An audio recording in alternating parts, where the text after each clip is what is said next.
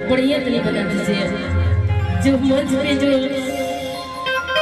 Monitor है उसका थोड़ा सा साउंड बना दीजिए, तभी तो हम लोग को समझ में आएगा हम लोग क्या गा रहे हैं। जब नवरात्र चढ़ जाए तो माई कहीं लोग पैसा रखेंगे और बड़ा भाव से पचरा के भाव से मैया रानी के लोग बुलावेला। वही तरह एक औरत पैसा रखने वाली घर में और नवरात्र के समय बड़ा भाव से बुलाओ तेरी माई के घर करेंगे।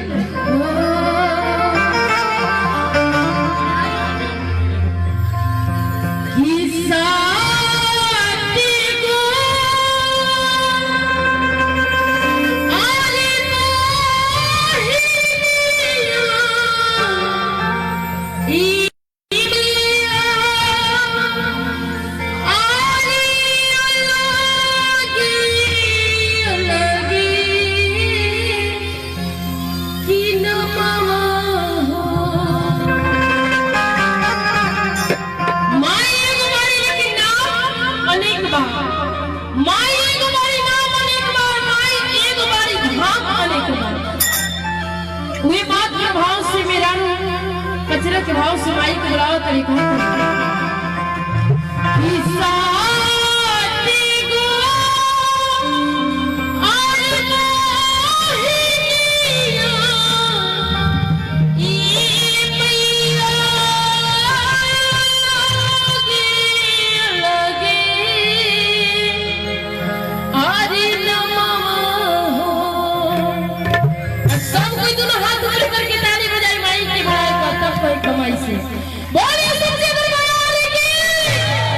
एकदम माई के सिर जैसे गरजेला उसने गरजत रहे। ऐसा ताली बजाएगा कि सब कोरोना भाग जाए ताली की आवाज से। बोल सिराली मैया की हरि साथी गुहा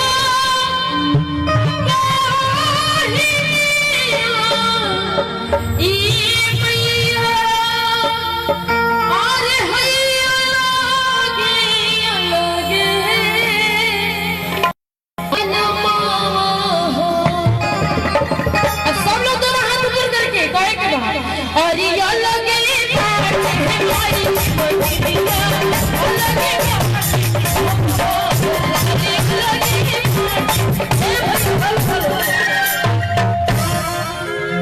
अच्छा की माई के भक्त बतनी जी माई की असली भक्त बतनी दोनों हाथ ऊपर कर 1 2 3 4 5 मतलब 2 4 10 लोग मैया रानी के भक्त हैं, बाकी पीछे के लोग सच में आप लोग हीरोइन के भक्त हैं क्या कि कलयुग की मैया रानी के भक्त हैं? ऐसा नहीं है ना। तो सब लोग जो हाथ ऊपर करके तालियां बजाएंगे, सब लोग सारे लोग जितने पीछे बैठे हुए हैं आवाज उधर तक पहुंचाते ना हमने के, तो सब लोग जो हाथ ऊपर करके ताली लगाइए एक बार। बोले सच्चे दरबार की हरि लगी ताली हमारी बंदवा अलगे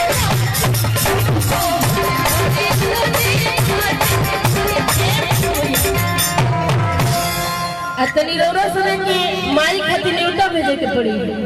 ना ना। आप लोग माता रानी से बड़े नहीं है ना, हमें तो लग रहा है कि सबको यहाँ पे छोटे ही हैं और भक्त हैं। तो सब लोग तो हाथ ऊपर करके मोबाइल रख के फोटो ले कोई तमाश बजा आराम से फोटो ले ले, लेकिन अभी कम से कम सबको दोनों हाथ ऊपर करके ताली हो जाएगी। आप लोग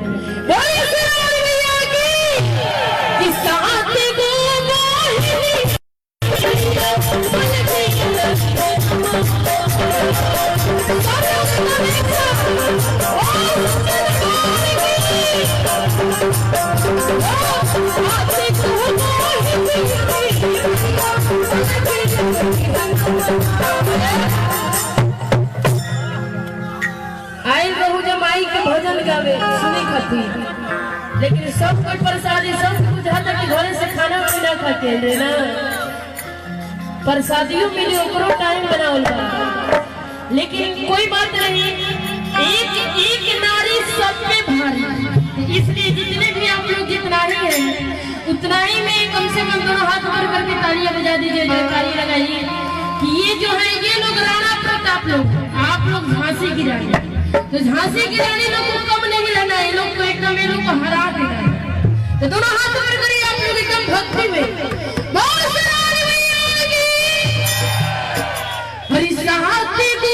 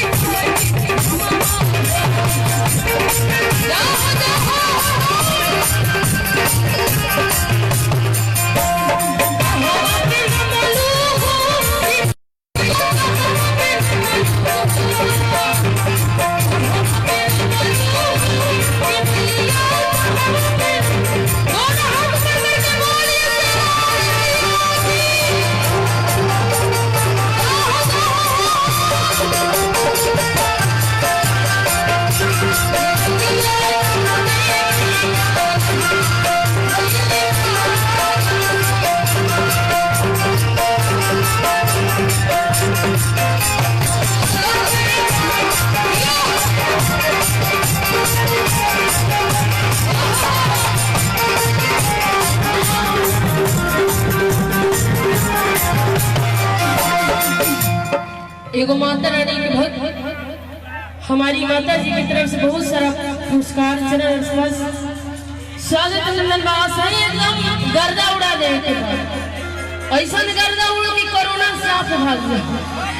सब केहू के पूरा पूरा मुंह दिखाई दे लगा। बड़ा भाव से माई की होरा करत रही हो माई से कि कौन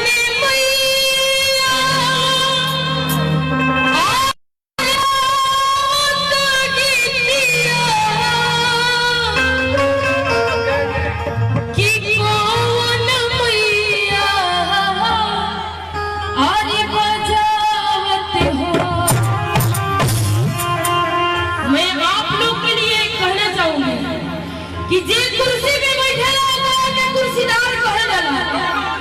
जे कुर्सी पे बैठेला ओकरा के कुर्सीदार कहल जाला, आ जे चौकी पे बैठेला ओकरा के चौकीदार कहल जाला। आप सबको हुक्म नहीं कि जे जमीन पे बैठेला ओकरे के जमींदार कहल जाला। आप लोग अपने आप को कम नहीं समझिए, आप लोग जमींदार लोग हैं। आप लोग चाहेंगे तो किसी को हीरो से जीरो बना सकते हैं और आप ही लोग चाहेंगे तो किसी को जीरो से हीरो बना सकते हैं। भाव से कहे कि कौन मैया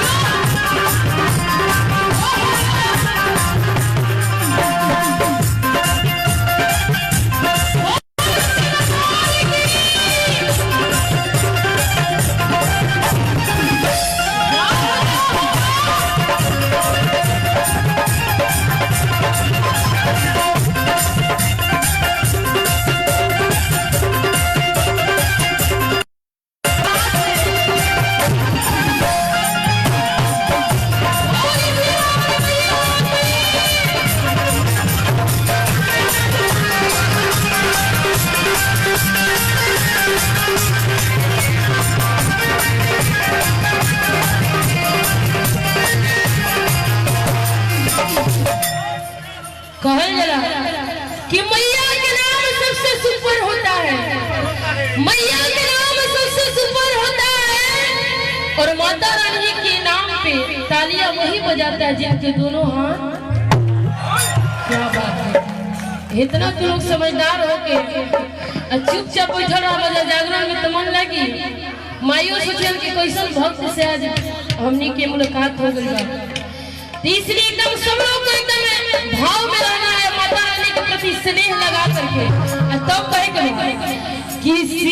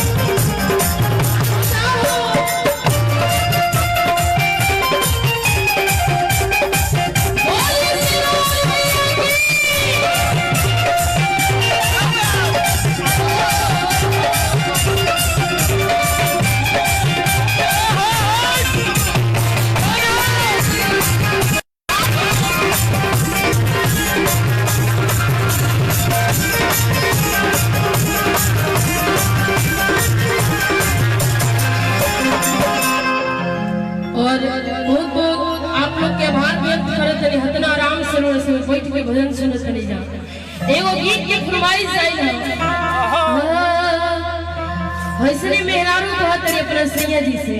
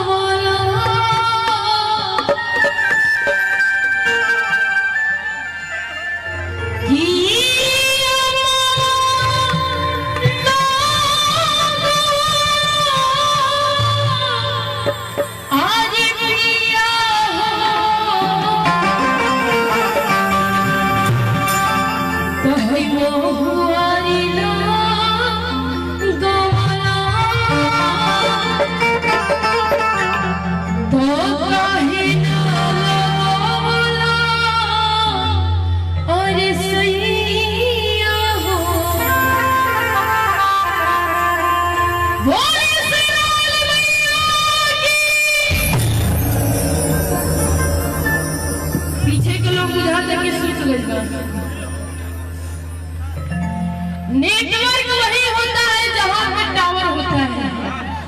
नेटवर्क वही होता है जहाँ पे टावर होता है और मैया के नाम पे तालियां वही बजाता है जिनके बाजू में। तो हमें तो लग रहा है कि पीछे वाले लोग के यहाँ माता रानी हाथ ही नहीं दी है या पावर ही नहीं है कि हम भक्ति कर सके। काजी ये भजन हो माई के दोनों हाथ में ताली बजा के तब कहीं पर मेहरारू बड़े भाव से कहती है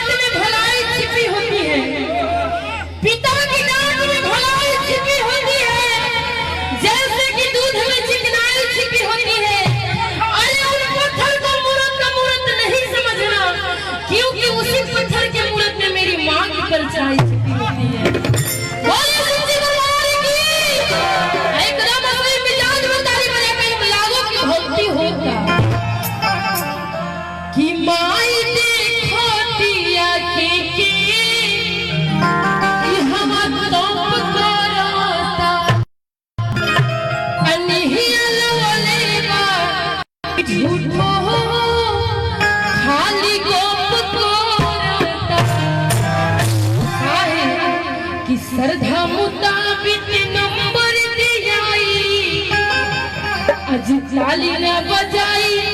ओकर पूजन ए चलते सब कोई के ताली बजाए का कहे के बता बोली सच्चे दरबार की शेरावाली मैया की वीर बजरंग की देव देव महादेव की जय श्री राम तब कहे के अरे काहे ना लगवला काहे ना लगवला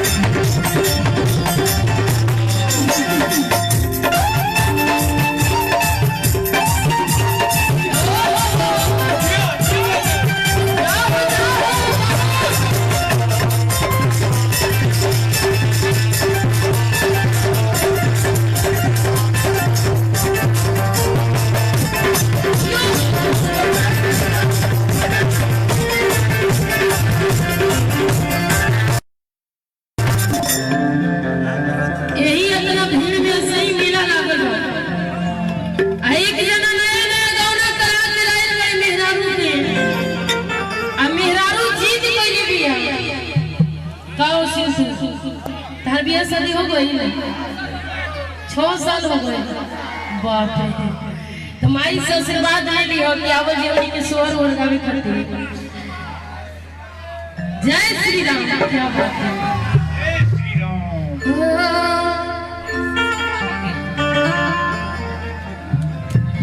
कि मेरी मन में बसी है राम मेरी तन में बसी है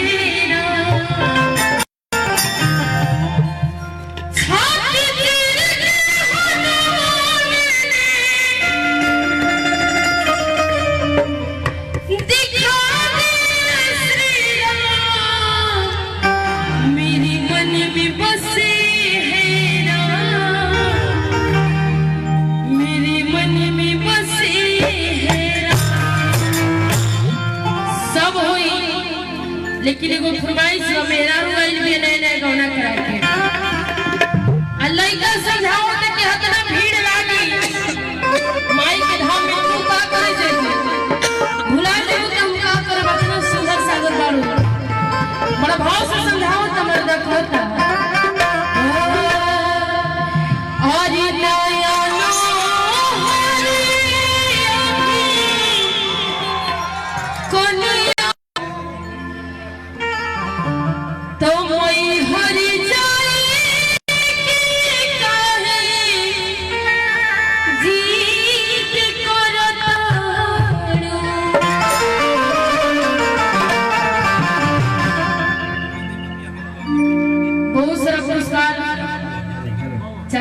तरफ से आशीर्वाद दीक्षा बा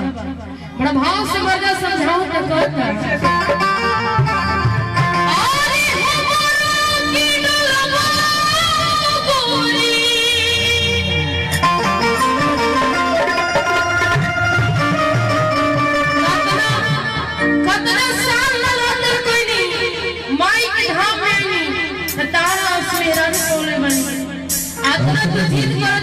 अर्चना जी जो बात आप बोल रही है इस बात को थोड़ा हमारे ब्रजेश भैया कैसे बोलेंगे आ जाइए थोड़ा और देखिए अब आप बोल रहे हैं लेकिन इसी बात को ब्रजेश भैया कैसे बोलेंगे क्योंकि इतना अच्छा जागरण है और मैं हृदय से अभिनंदन करता हूँ एक ऐसा व्यक्तित्व जो पूरे समाज का नेतृत्व करता है हमारे पूर्व प्रमुख श्री संतोष भैया को कैसे कहा हेलो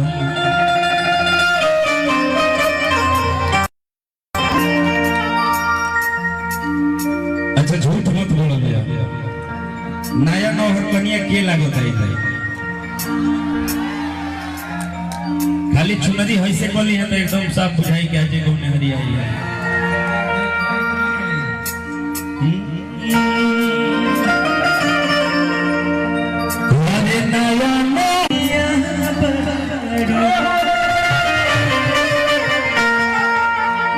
हरे मन